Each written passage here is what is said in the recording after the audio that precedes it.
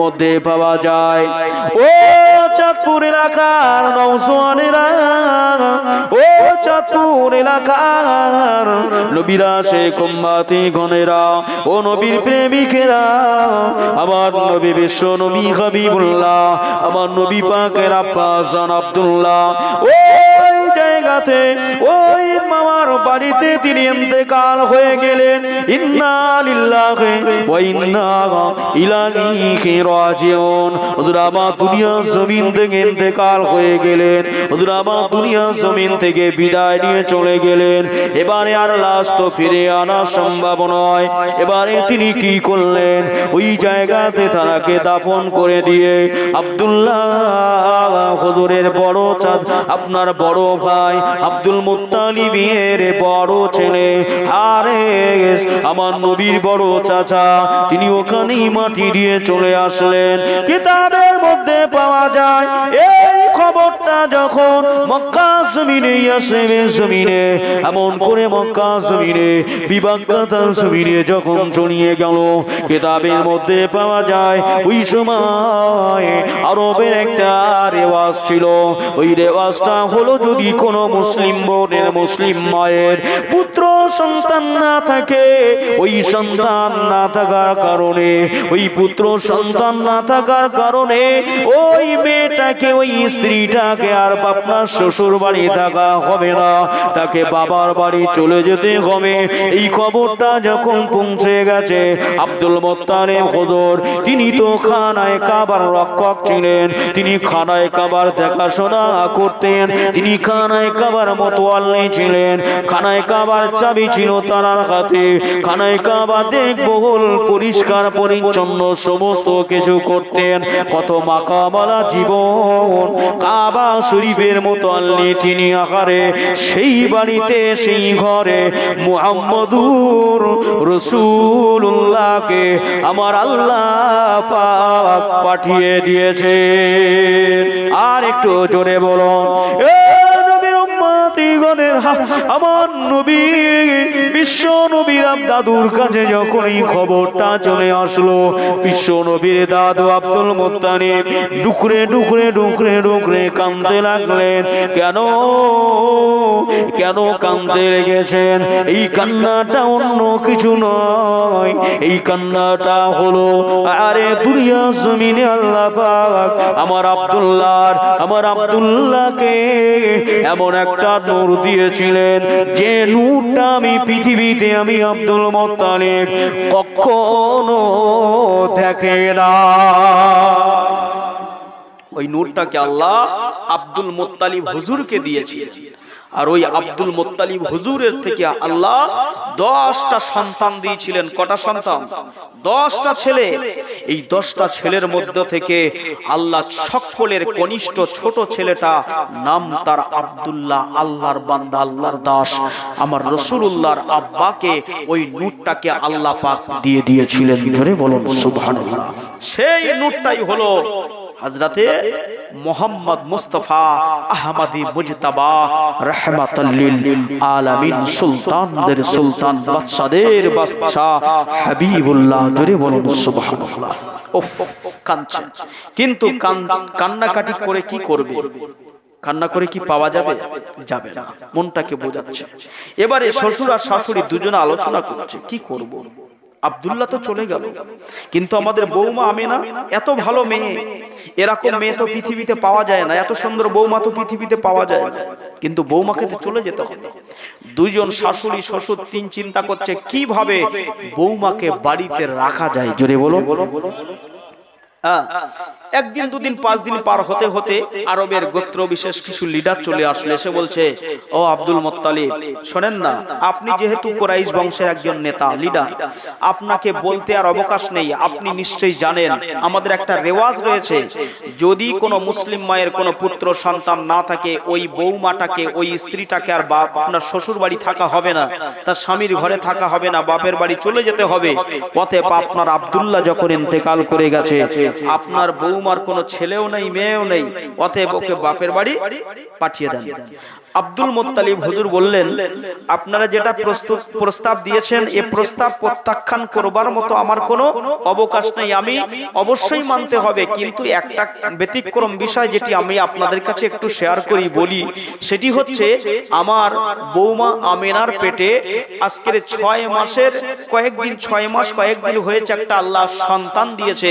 জানি না সেটা পুত্র কি কন্যা জানি না, তবে ওই বাচ্চাটা ওই হামালা হয়েছে আমার বৌমা, ওই বাচ্চাটা প্রসব হওয়া পর্যন্ত যদি একটু আপনারা আমার বৌমাকে সময় দিতেন তাহলে আমি খুবই আপনাদের কাছে কৃতজ্ঞ থাকতাম। জুড়ে বলুন প্রস্তাবটা ভালো না ভালো না? ভালো না খারাপ? সকলে কিন্তু দেখবেন যারা বিচার করে সকলের চিন্তা ভাবনা একরকম না। এর মধ্যে থেকে কিছু মানুষ বললেন হ্যাঁ অবশ্যই সময় দেওয়া দরকার, বাচ্চাটা যতদিন না প্রসব হবে ততদিন আমরা সময় দিচ্ছি। কিন্তু পিছনের দিক থেকে কিছু লোক বলল না, সময় আমরা দেবো, তবে স্বামীর ঘরে থাকা হবে না। কথা বুঝতে পেরেছেন? এরকম কিছু লোক আছে না নাই? ও দেখবেন সব জায়গায়, শুধু এখানে বলে না, ও তাম পৃথিবীতে আছে। ভালো তারা সহ্য করে না। কিছু মানুষ হচ্ছে যে যদি ভালোই থাকে তা থাক, কিন্তু কিছু মানুষ বলবে না হবে না। এটা একদম মানে 100% সব জায়গায় রয়ে গেছে। কিছু না কিছু মানুষ বলল না, থাকতে দেওয়া হবে কিন্তু ওই স্বামীর ঘরে থাকতে দেওয়া হবে না।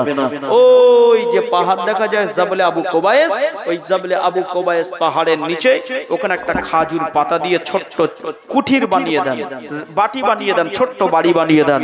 ওখানে আপনার বৌমা একা থাকবে, ওখানে কাউকে জেলে হবে না, কারো যাওয়া নিষেধ, কেউ যেতে পারবে না, যাওয়া আসা করতে পারবে না।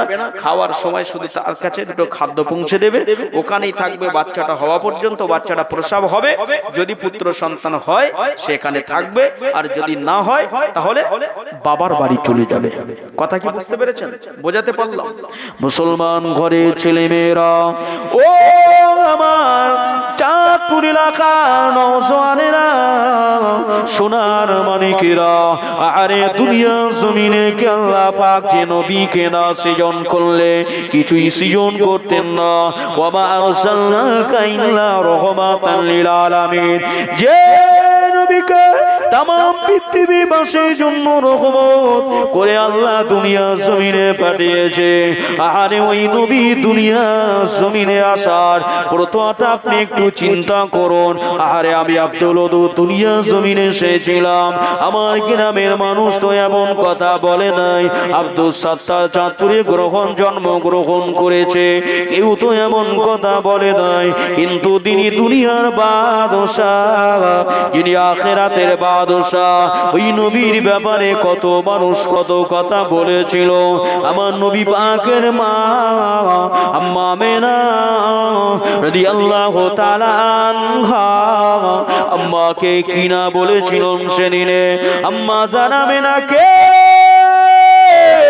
আর স্বামীর ঘরে থাকতে দেওয়া হবে না। আম্মা জান আমেনাকে আর স্বামীর ঘরে থাকতে দেওয়া হবে না। চাঁদপুর এলাকার সোনার মানিকেরা, জওয়ানেরা, যুবকেরা, আমার মায়েরা, বোনেরা, বেটিরা, একটু বুঝবার চেষ্টা করবেন মা। আরে আমার নবী পাকের আম্মা আমেনা কাঁদতে কাঁদতে এমন করে স্বামীর ঘরের এমন করে আপনার একবার দরওয়াজা খানা ধরে, একবার আপনার কিনা গাছে খাজুর গাছের আড়াটা ধরে, একবার কিনা আপনার পিলিয়াসটা ধরে, একবার খুঁটিটা ধরে আর বলে, হায় রে হায়, এত সুন্দর মহল আমার, এত সুন্দর ঘর, স্বামী না থাকার কারণে আমাকে ছেড়ে যেতে হচ্ছে। আরে একা আমাকে থাকতে হবে, একা আমাকে এই পাহাড়ের পদদেশে থাকতে হবে। আমার আপনার নবীকে দুনিয়া জমিনে কেমন ভাবে দুনিয়াতে আসতে হয়েছিল। আমার নবী দয়ার নবী নূর নবী এমন করে আম্মা জান তিনি কাঁদতে কাঁদতে ওই পাতার কুটিরে চলে গেলেন। পাতার কুটিরে গিয়ে আম্মা একা একা থাকেন, তিনি একা একা থাকেন। আল্লাহ আল্লাহ আল্লাহ আল্লাহ আল্লাহ আল্লাহ আল্লাহ আল্লাহ আল্লাহ আল্লাহ আল্লাহ আল্লাহ এই না বলে তিনি কাঁদতে থাকে আর বলে, আল্লাহ পাক, আমি আমিনা আপনার বান্দে, আমার তো দুনিয়া জমিনে মা নাই, আমার বাবা নাই, আমার স্বামী নাই, আমার কোনো সন্তান নাই, আমার কোনো কন্যা সন্তান নাই, পুত্র সন্তান নাই, অতএব আমি হামিলা হয়ে রয়েছে। আল্লাহ পাক, আমি আমিনা, আপনি আমাকে সাহায্য করুন। এই না বলে আম্মা জান রাতের বেলা একা একা এমন করে কুড়ে ঘরের মধ্যে কেঁদে কেঁদে কেঁদে কেঁদে যারে যার। আল্লাহ নবী 1 মাস হয়ে গেছে, 6 মাস হয়ে গেছে, 7 মাস হয়ে গেছে, ঠিক আল্লাহ নবী দুনিয়া জমিনে আসবার মুহূর্ত হয়ে গেছে। যখন রাসূলুল্লাহকে রবিউল আউয়াল মাসের 12 তারিখ এসে গেছে, 11 তারিখে রাত অতিক্রম করে 12টা তারিখ পড়ে গেছে। ওই সময় আম্মা আমিনা রাদিয়াল্লাহু তাআলা আনহা আম্মা জানের এমন করে বাতনের ভিতরে কুটকুট কুটকুট কুটকুট করে প্রসাব বেদনাটা শুরু হয়ে গেছে। অনেকটা রাত, গভীর রাত, আরে বিদঘুটে রাত, গভীর রাত। ওই গভীর রাতে আমার নবী পাকের মা একা একা চিন্তা করে আর কাঁদে, আল্লাহ আমার তো স্বামী নাই, প্রসাবকালে যদি স্বামী বেঁচে থাকতো আমার জন্য, আমার সেবা শুশ্রূষার জন্য মানুষকে ডেকে নিয়ে আসতো, আমাকে নিয়ে এমন করে তাই মহিলাদেরকে ডেকে নিয়ে আসতো, আমাকে সেবা দিত, শুশ্রূষা দিত, আমাকে একটু শক্তি যোগাতো। কিন্তু আমি একা, আপনি আমাকে হিফাজত করুন। আল্লাহ পাক বলেন, আমিনা রে, এ আমার বান্দি আমিনা, কারণ তুমি দুনিয়া জমিনে তোমার নাম হলো আমিনা, তোমার নাম হলো সুমতি, তোমার নাম হলো রূপবতী, তোমার ব্যবহারটা হলো মসৃণ, তোমার এত সুন্দর ব্যবহার, তোমার এত সুন্দর চাল চলন, আমি আল্লাহ তোমাকে এত ভালোবাসি আমিনা। পৃথিবী জমিনের কোন মানুষের সাহায্য তোমার প্রয়োজন নাই, তোমাকে আমি আল্লাহ গায়বী মদত দিয়ে সাহায্য করে দেব।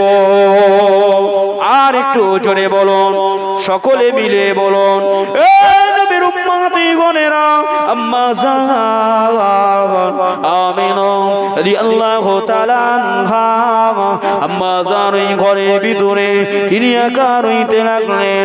খুটখুট খুটখুট করে প্রসাব বেদনাটা শুরু হয়ে গেছে। এমত অবস্থায় আম্মা জান আমিনা রাদিয়াল্লাহু তাআলা আনহা আম্মা জানের ঘরের দরওয়াজার কাছে এসে টোকা দিতে লাগলেন, ও বোন আমিনা, দরওয়াজাটা খুলে দেন, দরওয়াজা খুলে দেন। আম্মা আমিনা ওই সময় বলেছিলেন, কারা আপনারা, কোথা থেকে এসেছেন? এখন গভীর রাত, আমি একা মেয়ে মানুষ এই ঘরের ভিতরে রয়েছি, কেউ আমার কাছে নাই, অতএব কোথা থেকে এসেছেন দরজা আমি খুলবো না। এখন আমার প্রসাব সময়, প্রসাবের সময় আমার বড় কষ্ট হয়, আমি বড় চিন্তার মধ্যে রয়েছি, আমি দরজা খুলতে পারবো না।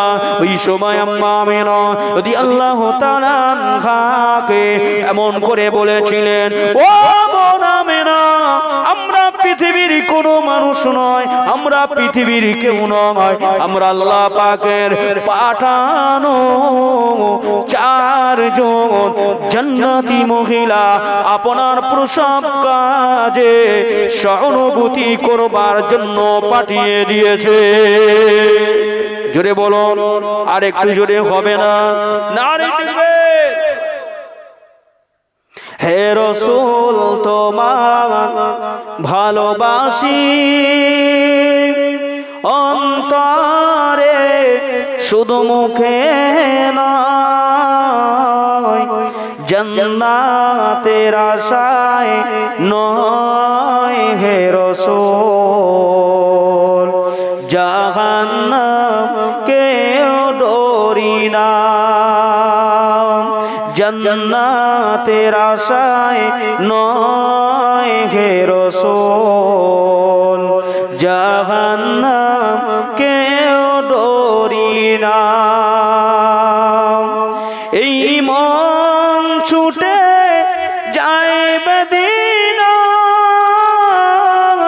শুধুই তোমার পাওয়ার আশায় এই মসুর যদি পেয়ে থাকো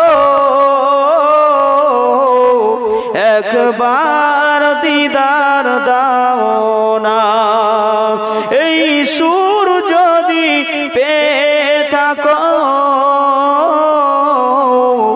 একবার দেখা দাও না হে রাসূল তোমারে ভালোবাসি অন্তরে শুধু মুখে না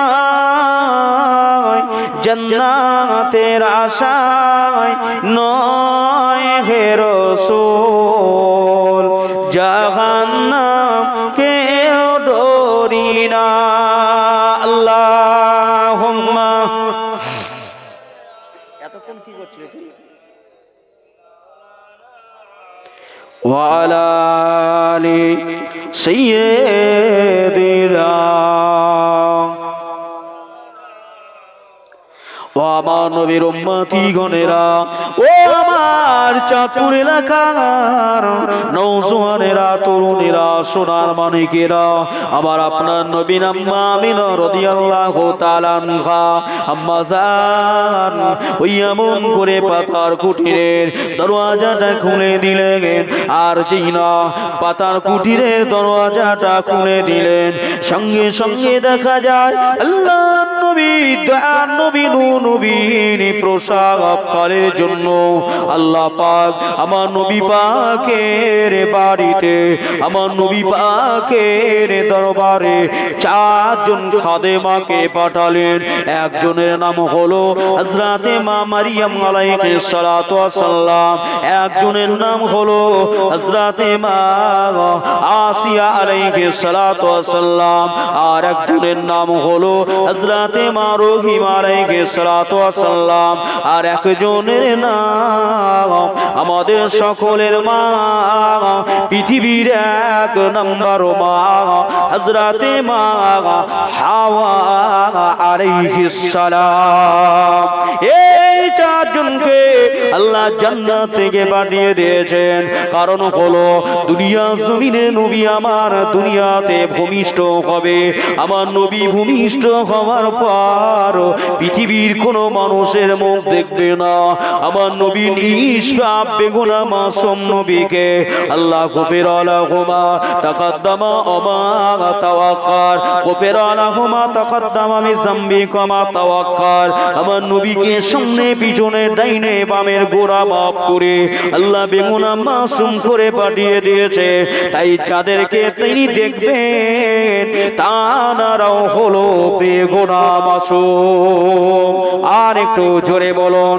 ও আমার চাঁদপুর এলাকার নবীর কলিজা টুকরা উম্মতিরা আরে নবী আমার দয়ার নবী আম্মা আমিনার ঘরে 12 রবিউল আউয়ালের শরীফে 12 রবিউল আউয়াল শরীফে সুবহে সাদেক না রাত আর না দিনের মাঝখানে ছোট্ট একটি সময় ওই সময়টা হলো আপনার কিনা সুবহে সাদেক ওই সুবহে সাদেকে 570 খ্রিস্টাব্দে রাসূলুল্লাহ দুনিয়া জমিনেতে চলে আসলেন এ দুনিয়ার মানুষেরা পৃথিবীতে আমাদের ঘরে বাচ্চারা আসলে পরে আগে ডুকরে নকরে কাঁদে আরে আমার নবী দুনিয়াতে আসলেন আমার নবী কাঁদছেন বটে নবীর টোটো যুগল বিজ বিজ বিজ বিজ করে এমন করে নড়তে থাকে আম্মা আমিনা তিনি লক্ষ্য রেখেছেন আমার বেটার টোটখানা কেন নড়ে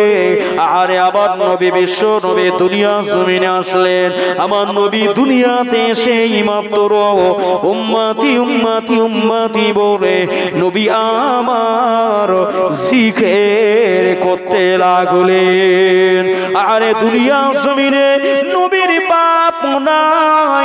এ দুনিয়ার মানুষেরা, আমার তিনটে মেয়ে, আমি আব্দুল ওদুদ, আমার তিনটে মেয়ে, আমার তিনটে মেয়ের পরে আল্লাহ একটা ছেলে সন্তান দিয়েছে।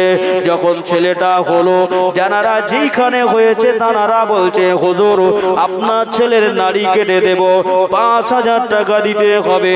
আমরা শুনেছি হুজুর আপনার তিনটে মেয়ে। এইভাবে একে একে আমার কাছে দাবি করে। আমি বললাম যতটুকু আওকাত আপনার দেব। আরে নবীর তো বাপ নাই, আমার নবীর জন্য কে পয়সা দেবে, কে মিষ্টি খাওয়াবে, কে দুনিয়া জমিনে মানুষকে খুশি করবে? আমার আল্লাহ পাক বলেন আমার নবী গো, ও আমেনা চিন্তা আপনার করতে হবে না, আমি মুহাম্মদ নবীকে নারী কাটা অবস্থায় দুনিয়াতে পাঠিয়ে দিলাম। আর একটু জোরে বলুন এ দুনিয়ার মানুষেরা, আমরা যখন ছোট ছিলাম আমাদের ছেলে যারা আপনার 6 বছর 7 বছর বয়স, ওই বাচ্চাদের আমরা খাতনা দিই না। আরে দুনিয়ার জমিনে আমরা মানুষকে দাওয়াত করি খাতনা মুসলমানের জন্য। আরে কত আপনার কিনা পয়সা খরচ করি। আমার নবীর বাপ নাই, আমার নবীর মা নাই, কে নবীর খাতনা করাবে? পৃথিবীর জমিনে আমার নবীর উপরে কাউকে ওস্তাদি করতে আল্লাহ দেবেন না। আমার নবীর সহায়তা পৃথিবীর মানুষের কাছ থেকে নেবেন না। এই জন্য আল্লাহ আমার হুজুরকে, আমার আল্লাহ পাক তিনি তার কুদরতি ক্ষমতায় তিনি দুনিয়া জমিনে আমার নবীকে খাতনা করা অবস্থায় দুনিয়াতে পাঠালেন। এ নবীর উম্মত কোন নবীর মাহফিল কায়েম করেছেন? তাই আজকে এ আমার চাঁদপুর এলাকার নবীর প্রেমিকেরা যে ভাইয়েরা আজকে মাহফিল কায়েম করেছেন, আমি আপনাদেরকে বলবো দুনিয়া জমিনে ওই নবীর কথা যখন ভেবেছেন আজকে একটু তওবা করে নেন। আর জীবনে পাপাচার, আর জীবনে জিনায় লিপ্ত হব না, আর জীবনে নামাজ ছেড়ে দেব না, আর জীবনে কোনোদিন বাজে বেফায়েস কাজ করব না, আর জীবনে মিথ্যা কথা বলবো না, আর জীবনে কোনোদিন আল্লাহর বিরোধী, আল্লাহর বিধানের বহিরাগত জীবন যাপন করব না। ও মায়েরা বোনেরা, আপনাদের ভাই আপনাদের কাছে বলে গেলাম, দুটো কথা রেখে গেলাম। ওই নবীর উম্মত আমরা হয়ে ওই নবী দয়ার নবীর দেওয়া ইসলাম আমরা মানি না। আল্লাহ নবী বলেছেন, আল্লাহ রাসূল তিনি বলেছেন মান আহাব্বা সুন্নতি ফাকাদ আহাব্বানি ওয়া মান আহাব্বানি কানা মাই ফিল জান্নাহ। অপর হাদিসে নবী আমার বললেন মান তামাসসাকা বি সুন্নতি ইনদা ফাসাদি উম্মতি ফালাহু আজরুন মিয়াতা শাহিদিন। নবী আমার বলে উম্মতিরে, আমি নবী আপনাদের জন্য কিছু সুন্নাত রেখে গেলাম। আমি নবী না মাথায় টুপি দেওয়াটা রেখে গেলাম, আমি নবী বড় জামা পরাটা রেখে গেলাম, আমি নবী মুখে দাড়ি রাখাটা রেখে গেলাম, আমি নবী বিসমিল্লাহ বলে শুরু করাটা রেখে গেলাম, আমি নবী ডান হাত দিয়ে খাওয়াটা রেখে গেলাম, আমি নবী মানুষকে দেখলে সালাম দেওয়াটা রেখে গেলাম। এ আমার উম্মত, এগুলো যদি আপনারা মেনে চলতে পারেন আল্লাহ আপনাদের উপরে খুশি হয়ে যাবে। এবং শুধু খুশি হবেন না, মিয়াত শাহিদিন, মিয়াতুন মানে হলো 100 শহীদ, যে শহীদের দরওয়াজা আল্লাহ কবুল করে নিয়েছে। আখিরি জামানার উম্মতিদের সুন্নাত মান্য করা একজন উম্মতিকে 100 শহীদের সওয়াব আল্লাহ নসিবে কবুল করে নেবে। তাহলে আমরা মানবো না মানবো না? আজকের থেকে আমাদের কি ইকরার বিল লিসান, আমাদের আজকে থেকে তওবা করতে হবে, আজ থেকে প্রতিজ্ঞাবদ্ধ হতে হবে। দুনিয়াতে ভুল কারা করে? মানুষ তো নাকি? পৃথিবীতে ভুল করে মানুষ, কারণ ওয়ালাকাদ কাররামনা বানি আদম। আল্লাহ পাক বললেন আদম সন্তান ভুলের মধ্যেই। তাহলে আমাদের উচিত হলো যখন ভুল করে ফেলেছি ওই ভুলটাকে কি করতে হবে? সংশোধন করতে হবে। ভুলের মধ্যে থেকেই জীবন যাপন করা যাবে না। কারণ আল্লাহ পাক তুবু ইলাল্লাহি তাওবাতান নাসুহা, আমার আপনার জন্য তওবার দরওয়াজা এখনো খুলে রেখেছেন। জোরে বলুন আছে না নাই? আল্লাহর নবী হাদিস পাকের মধ্যে কি বলেছে জানেন? আল্লাহ পাক কোরআনুল হাকিমের মধ্যে বললেন, আমার আল্লাহ পাক দুনিয়াতে বান্দা যখন তওবা করে কত খুশি হন জানেন? দুনিয়ায় কোনো মা তার বাচ্চা কাচ্চা সন্তান ছেলে মেয়ে হয় না, হয়তোবা 20 বছর পরে একটা বিয়ের 20 বছর পরে একটা সন্তান হলো, ওই বাচ্চাটার 7 বছর 8 বছর বয়স, বাচ্চাটা যদি হারিয়ে যায় মা কত কষ্ট পাবে, বাবা কত কষ্ট পাবে। মনে করেন 1 বছর খুঁজে পায় না, এই দুঃখের কথা পৃথিবীর কোন মানুষকে বলে বোঝানো যাবে যাবে না। আল্লাহর রাসূল সাল্লাল্লাহু আলাইহি ওয়াসাল্লাম বলছেন, ওই মা সন্তানকে হারিয়ে ফেলেছে, কি কান্না কাঁদে, কেঁদে কেঁদে কেঁদে কেঁদে তার চোখ দুটো অন্ধ হয়ে গেছে। এরপরে যদি কোনোদিন সে ওই বাচ্চাটা হঠাৎ ঘরের পাশে এসে মা বলে একবার চিৎকার করে ডাকে, মা একটা বছরের দুঃখ কষ্ট বেদনা সব ভুলে গিয়ে বাপ বলে বুকে জড়িয়ে ধরে, এত খুশি হয় যে খুশির কথা পৃথিবীর মানুষকে বলে বোঝানো যায় না। জোরে বলুন সুবহানাল্লাহ। আল্লাহ